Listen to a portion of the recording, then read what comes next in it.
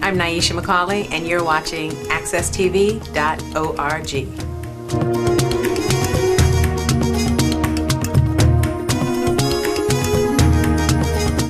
I'm Cleo Duke-Wright, Miss Cleo Storytelling Corner, with my bookstore in Hartford at 677 Blue Hills Avenue. We are here at the Storytelling Festival.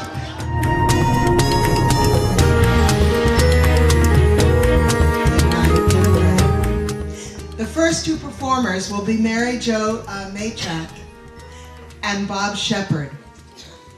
Mary Jo has told stories for the past 25 years.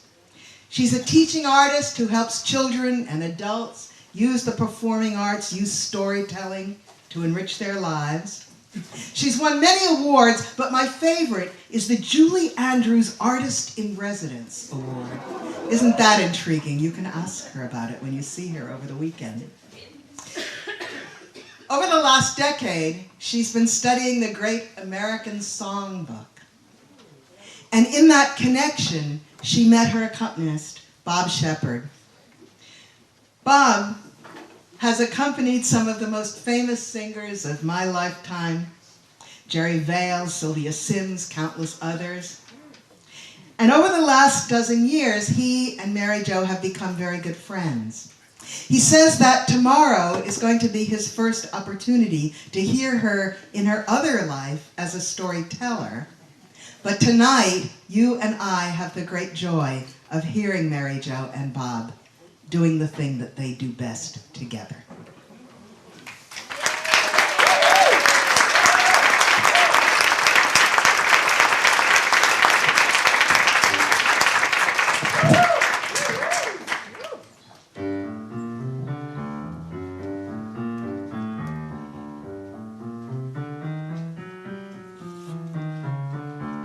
There may be trouble ahead, so while there's moonlight and music and love and romance, let's face the music and dance before the fiddlers have fled, before they ask us to pay the bill, and while we still have got the chance, let's face the music and dance. Soon we'll be without the moon, humming a different tune. And then there may be teardrops to shed. So while there's moonlight and music and love and romance, let's face the music and dance. Soon we'll be without the moon, humming a different tune. And then there may be teardrops to shed. So while there's moonlight and music and love and romance, let's face the music and dance, dance. Let's face the music. Why not face the music? Let's face the music and dance.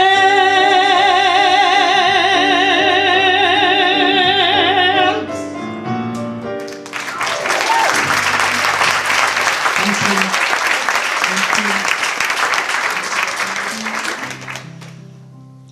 I was born in a trunk in a princess theater.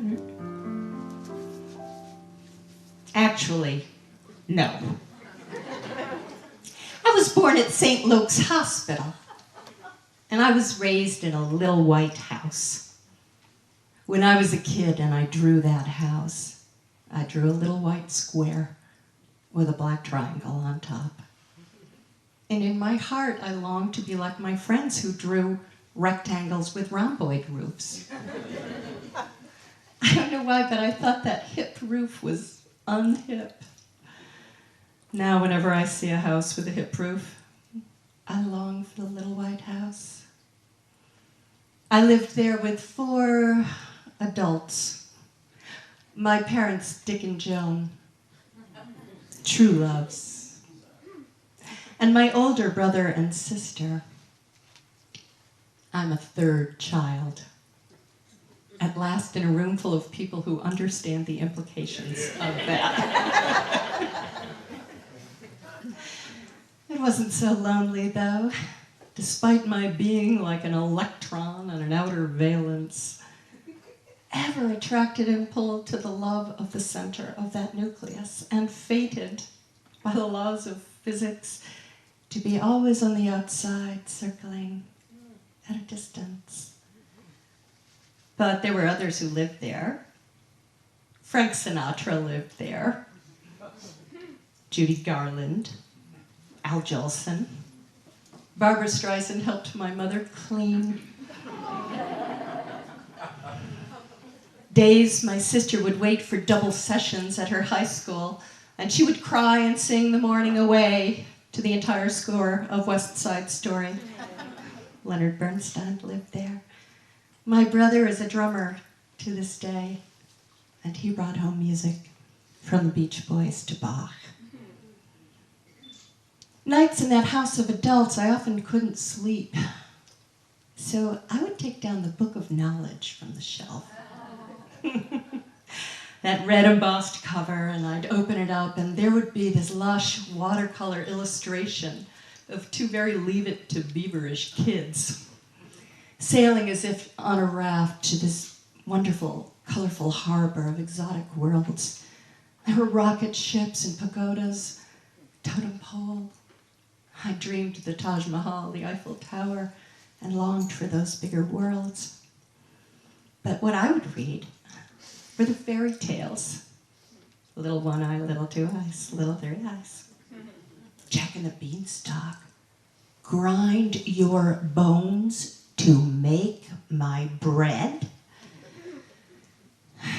One day my mother picked me up and put me in her lap, and she took the family globe with her.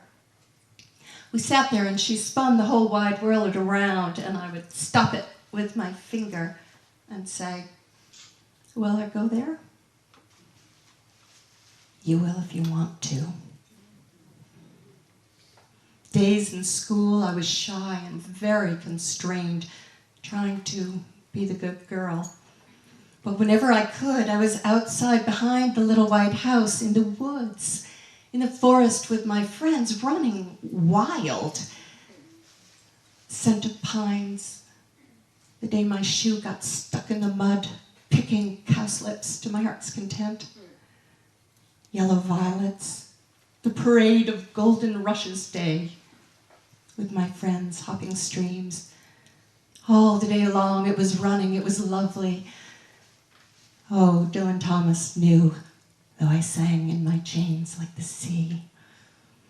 But those fairy tales spun round my head, and even when the developers came and they plowed up parts of the woods, it was still okay because the upturned earth smelled so delicious. And there, reading Robin Hood and Marian at night, while during the day in the woods, I was Robin Hood. I was Maid Marian.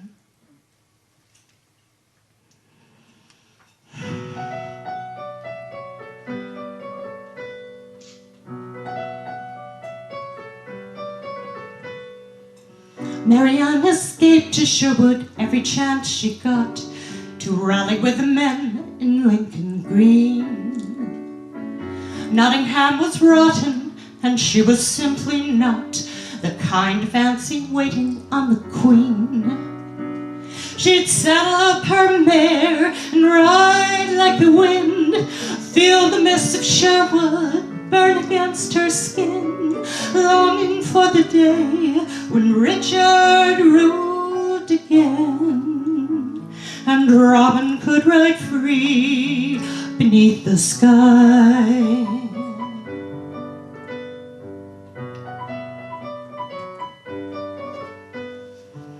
Marianne would wonder why women learn to smile and curtsy and pretend to be afraid. She wanted bows and arrows and lessons with a sword. She hated every time they called her maid. She'd fasten up her skirts to practice her skills, mastering her courage, strengthening her will. She would fight beside him, she would even kill, so Robin could ride free beneath the sky. Hey, hey, hey,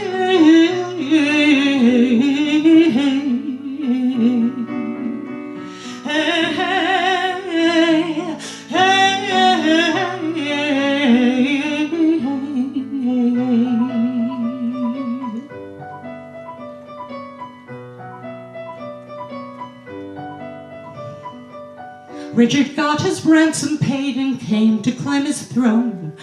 Robin got a title and estate.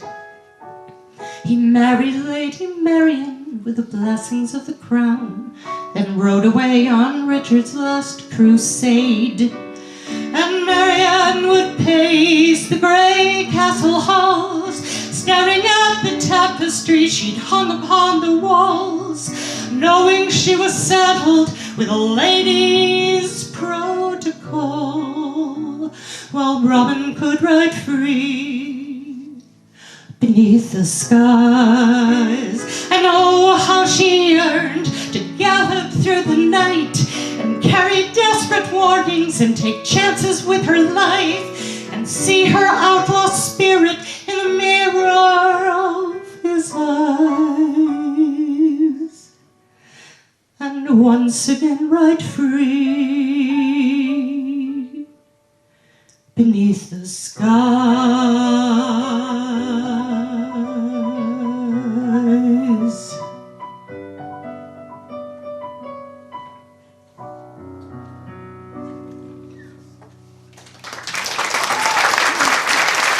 Thank you.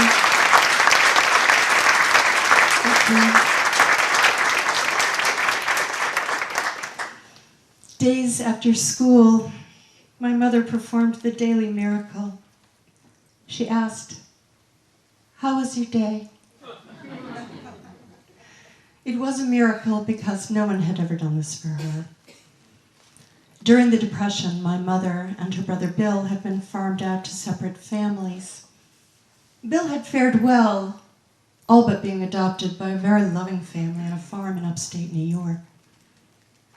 For 8 years, my mother was called the little house guest and slept on a couch in the living room. She took herself to school. She put out her homework for someone to notice her wonderful grades. But even when she left after 8 years, no one said goodbye. How was your day? But one day, I came home and my mother's face was dark indeed. She said that I was gaining weight. I don't know why she chose that day to put Rice Krispies treats on the counter.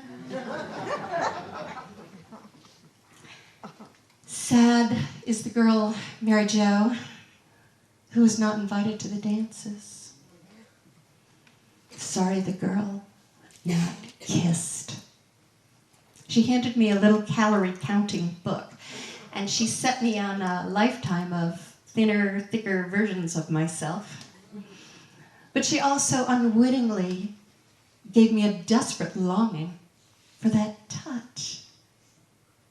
One day in school, this boy, Frank, never looked at him, ever. He looked like a worm. But our shoulders happened to touch in the cafeteria, and I felt this electric bolt. I wanted more of that. Now, when I read Sleeping Beauty and fell asleep and went to the forest, I had other dreams in mind.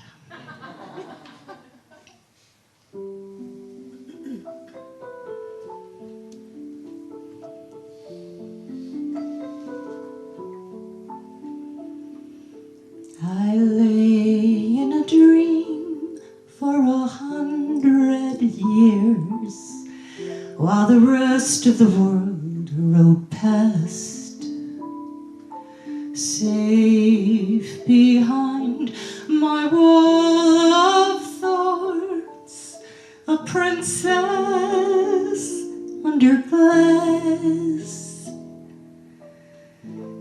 until I felt a trembling sweet honey on my lips,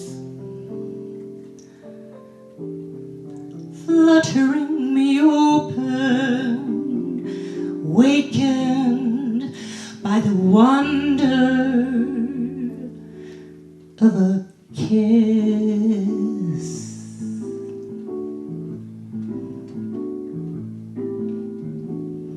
Are you the one they promised would come for me one day? Sweep me up behind you and carry me away. Are you the fabled perfect prince, the future they foretold? Oh, did he know he backed away? I would not be so bold. I am but an errant knight, unworthy of your hand. I was simply passing through this strange, enchanted land, and there you lay so prettily. How could I resist? I did not mean to rouse you wantonly like this. I only stole a kiss.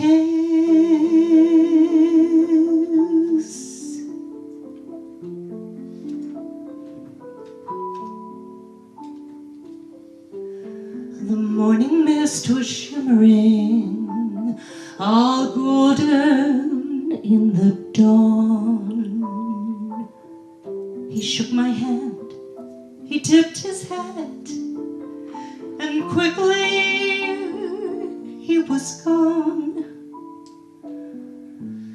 He did not like to comfort me, nor stay for pity's sake. He left me all alone, alas. But at least, at last, away.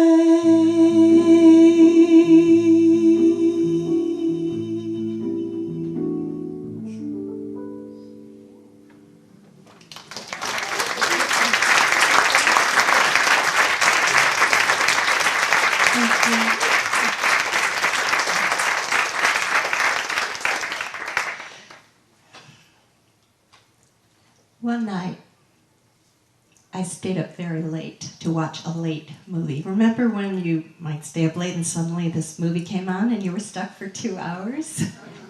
And you had to stay there because you would never see that movie again.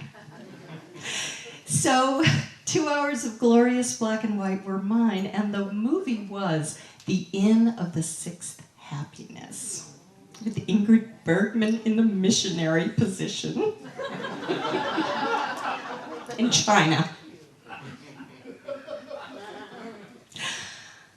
She portrayed a woman, a British woman, Gladys Aylward, who had it in her heart that this was her deepest vocation, to be in China. And all the proper authorities said, no, no, no, that's not going to happen for you. So she saved pennies and she took a train to China. And there she was so much a part of the fabric of that culture that she even convinced people in the outlying rural villages to stop the practice of foot binding. But by the end of that movie, when she had gotten 100 orphan kids over mountains away from war to safety, my little 12, 13-year-old heart was bursting. And I took myself up to my bedrooms, and I knelt. And I was wearing my little cotton blue-flowered nightgown that my pretty older sister had brought on one of her award trips home from Chicago. And I cried, I sobbed, and I railed to the heavens. I prayed like a monk that I would have a life that had meaning the way I'd just seen. And I didn't know what shape it would take. I knew I loved being wild in the forest. I knew I loved words. I thought maybe a writer, I didn't know. But my mother was always there to help me and listen to my dreams and help me get my first leg up on its way. And she thought it was high time I did find some employment eventually. So when the time came, my mother conspired with a local baker and got my first job serving mankind as a waitress at Dunkin' Donuts. Way down among Brazilians, coffee beans grow by the billions, so they got to find those extra cups to fill. They got an awful lot of coffee in Brazil.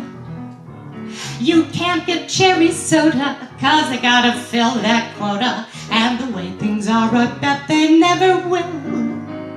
They got an awful lot of coffee in Brazil. No tea, no tomato juice, you'll see. No potato juice, 'cause the planters down in Santa's all say no, no, no. The politician's daughter was accused of drinking water and was fined a great big $50 bill. They got an awful lot of coffee in Brazil. You date a guy and find out later he smells just like a percolator. His cologne was made right on the grill. They could percolate the ocean in Brazil. And when your ham and eggs need savor, coffee ketchup gives them flavor. Coffee pickles way outsell the dill. They put coffee in their coffee in Brazil. No tea, no tomato juice, you'll see. No potato juice, 'cause the planters down in Santa's all say no, no, no. So you'll add to the local colors, serving coffee with a crawler. Dunkin' doesn't take a lot of skill. They've got an awful lot of coffee.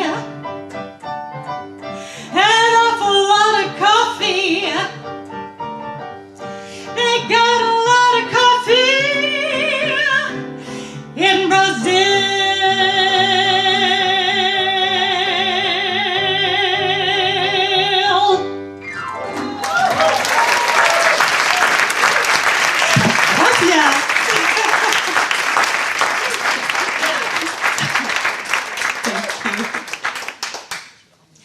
Meanwhile, my French grandmother would come to dinner on Sundays. Talk about being on an outer valence. My gram and I understood each other. Anna Lanou had been a mill girl, cried even in her 70s. She had had to leave school and go work on shoes all day. But she would come to dinner and she would speak little bits of French, just little bits. Drove my Irish-American father crazy. But I loved it. And those little words became a lifelong love of all things French. When my mother had spun that globe around and I had stopped it, maybe I had stopped it 3 times in Paris, because that dream has come true. And most recently, with my husband to celebrate our 25th anniversary. Very magical to be on Montmartre, and if you've traveled there, I'm sure you know it's a huge hill. And there were many, many windmills there at the turn of the last century. We dined at a beautiful little restaurant called Moulin de la Galette after the wheat cakes they used to make there. And he found us an outdoor place to sit where the cabaret had once been at that moulin as well.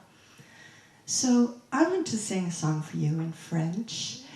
It's called Complaint de la Butte, Complaint to the Hill. And in this, the story is that the singer is singing to a girl of the streets. She has a raggedy skirt full of holes, jupon plein de trous. She is sickly, even feverish and thin. But he sees her not as a girl of the streets, but as a princess. And the moon, la lune, lights her red hair as if with sparkles, as if with tiaras on diadem. So there's a part toward the end where I will sing la la la la la. Please feel free to la la la la la right over the ending words. If you're so inspired, please feel free to get up and waltz, because it is a little minuet. Thank you, monsieur. Yes, the boa. Vous verrez, de rigueur. Bien sûr.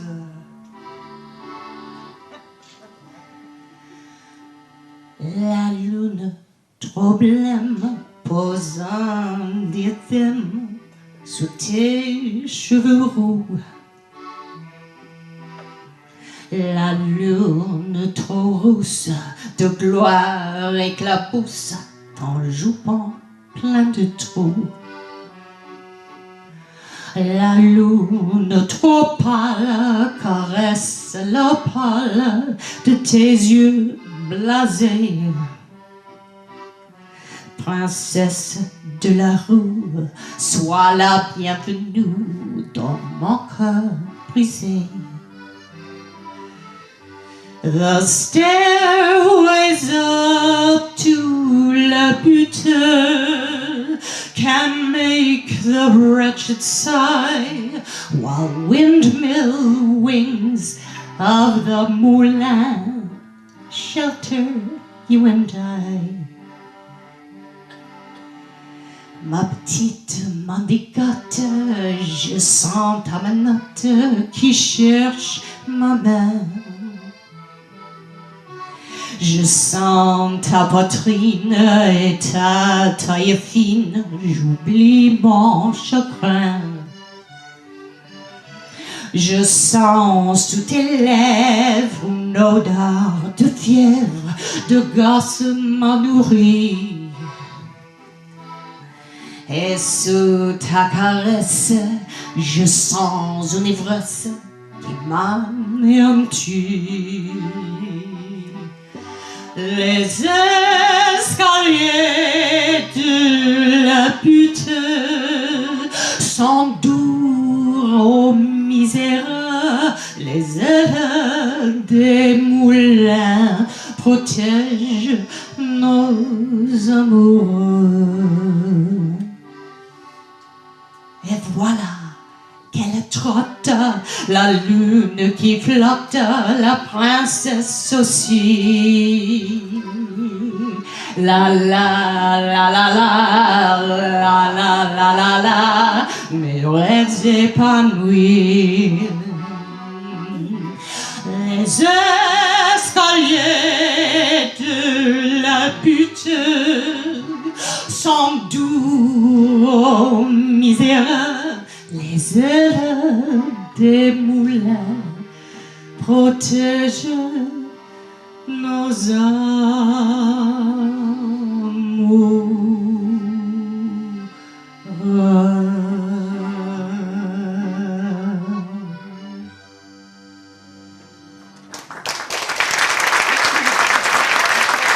Merci bien. Thank you so much. Thank you so much. This means the world to me. Before Bob and I do our last song, I thank you with all my heart for this night, for being here. I thank all the Connecticut Storytelling Center and Festival people, volunteers, every single one of you. I love you.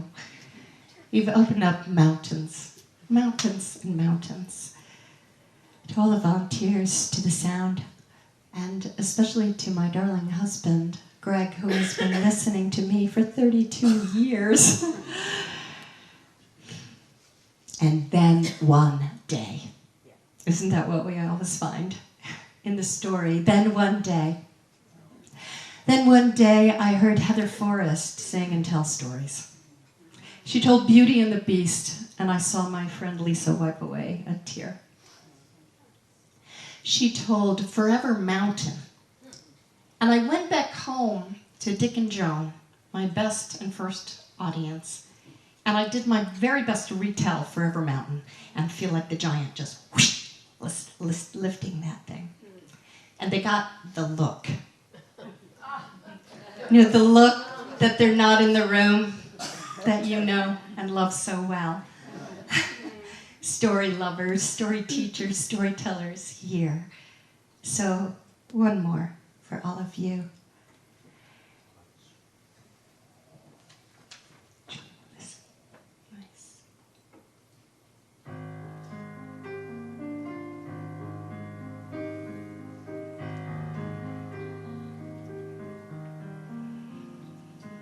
Careful the things you say. Children will listen. Careful the things you do. Children will see and learn. Children may not obey, but children will listen. Children will look to you for which way to turn, to learn what to be. Careful before you say, listen to me. Children will listen. Careful the wish you make. Wishes are children. Careful the path they take.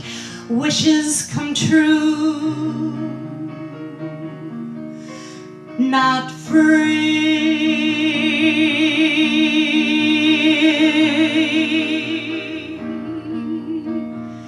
Careful the spell you cast, not just on children. Sometimes the spell may last past what you can see and turn against you. Careful the tale you tell, that is the spell. Children will listen. Guide them, then step away. Children will glisten. Tamper with what is, and children will turn, if just to be free. Careful before you say, listen to me. Children will listen. Children will listen. Children will listen.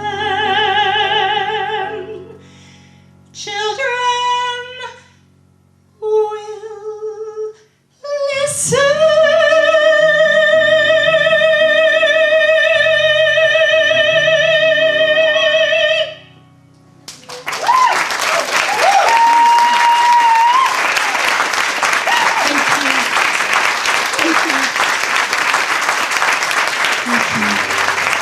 Bob Shepard on the piano, my dear, dear friend.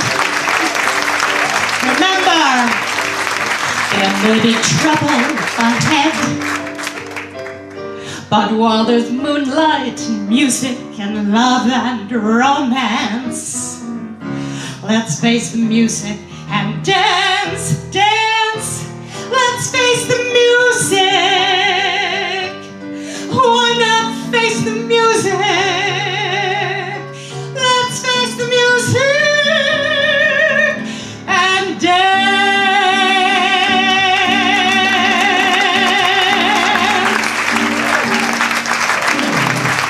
Thank you. Thank you. Thank you.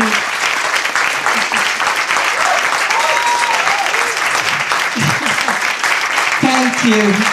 Thank you, thank you.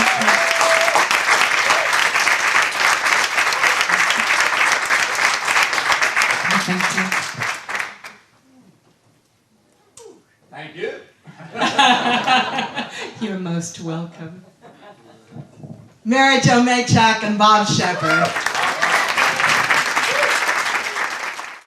Okay, Mary Jo, we just heard you sing beautifully and tell wonderful stories, and as a child have this wonderful imagination. And I could remember that imagination that you had. I was something every day too, so it was so familiar with me. Just tell me how you got started and how you blend your music with your storytelling, and because that was very well done. That was wonderful too. Thank you. I really appreciate your compliments. I sit and I think when I can in the mornings, squeezing this important work to me into every crevice. I spend a lot of time driving, so I think about these things and practice a lot aloud when I'm driving as well. But I write notes and I meet with Bob Shepard, this wonderful pianist, so often as I can. And we talk about it. I cull from repertoire, and it's just my passion. I love it so much that anytime I can think about it or try to create it, I do. Okay, that's wonderful. And you do this full time?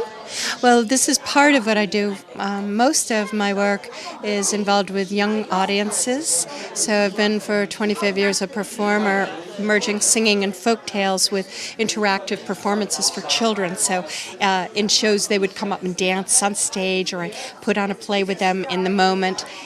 And I also spend a lot of time in classrooms now, merging the performing arts with the Common Core, because we start with a sense of joy and the performing arts spring, and all the other things come together in the classroom with the purpose of building literacy skills. Wonderful. I'm working with a group of women in recovery, and do you work with adults in recovery? I'm doing right now a readers theater with them, and we want to sort of put it on. Stan's going to help us with that. Do you work with adults like that, or do you work with the children with a readers theater? I have worked on readers theater, but with children. I haven't done any work with people in recovery, but I would be very interested in that, because I think that the arts are a natural therapeutic method for people to explore themselves. Thank you very, very much. You're so welcome. Thank you very much. Okay, this is Bob Shepard, and he is the pianist for Mary Jo Maichack. Mary Jo Maichack, who I just spoke to. And now we're going to speak to Bob and see how he got into all of this storytelling music combination. Well, I've been pretty much a jazz pianist my whole life. And about 12 years ago, a cabaret singer named Sherry James Buxton in the Berkshires, a professional cabaret singer, started up a cabaret class at the local music school. And she said, "Would you like to be the accompanist?" I had never done anything like that before, and I said, okay. And 12 years later, we're still doing it.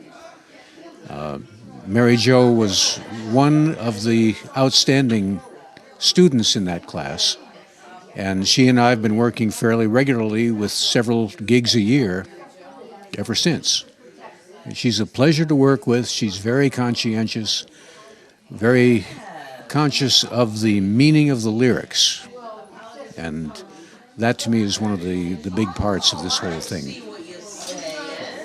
I noticed that. I noticed her intensity in what she was doing, and she was just fully absorbed into it. So I noticed that right away. And I also noticed her imagination, which I loved. And I loved that combination. So do you do this? You do this full time? You said you were retired. Did you tell me you were retired? I'm a retired science teacher, but I've been doing music my whole life too, and now music is pretty much all I do. Well, beyond voiceovers, I have a recording studio, I do websites, I do arrangements, music. I'm never bored. Oh, so after retirement, you do all the things that you love to do all of these years. Right, I enjoyed the science teaching, but now that I'm on my own doing whatever I want, when I want, this is the way to go. Okay, thank you very, very much, Bob. Thank you. Hope to see you soon.